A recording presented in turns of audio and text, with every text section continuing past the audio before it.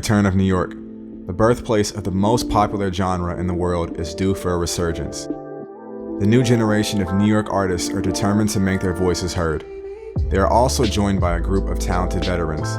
Together they are seasoned and wise, talented and hungry, and ready to create a powerhouse. But before we examine where it's going, we must look at where it came from. The beginning, where hip-hop started.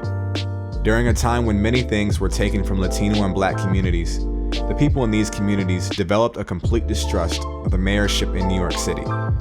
There was hostility and resentment from a community who felt they were forgotten, and they were on the verge of losing hope. Some had no choice but to resort to illegal activity to make a means to an end.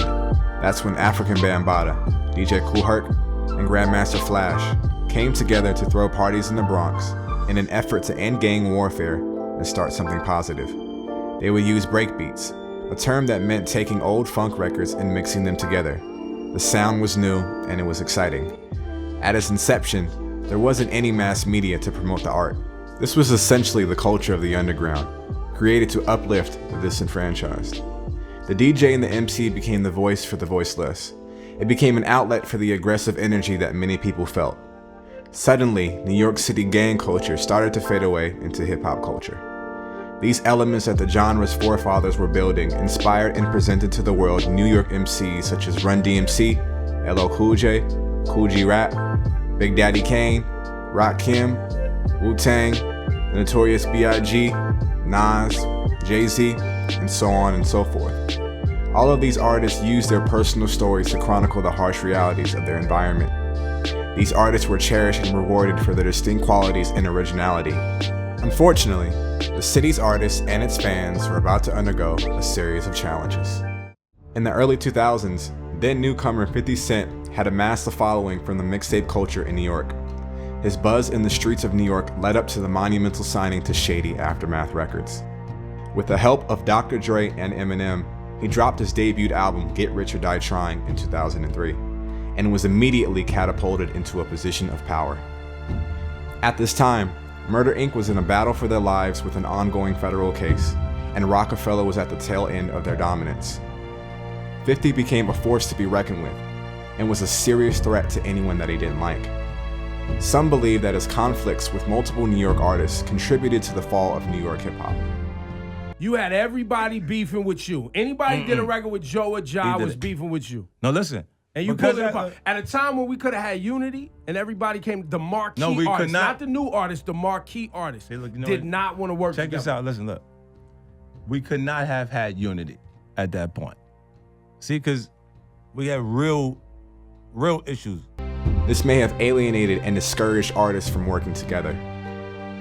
Labels were diverting their attention from artists in New York and were investing their time and attention towards the South's bubbling talent. While New York was losing their identity, the South were figuring it out, and it was only a matter of time before they were about to take over. While New York artists were divided, the South were operating with unity, and New York radio had no choice but to cater to their unique sonics. This ultimately hurt the city to the point that New York radio wasn't breaking their own artists. An artist like Juicy J, he comes from Memphis, correct? Everybody agrees with that. Juicy J takes his record, he premieres it with his version of Funkmaster Flex, his version of DJ Enough, in Memphis, correct? Boom, they play it, they make a movie of it. What happens is when you get Memphis, you get Louisiana, you get the states that's around it.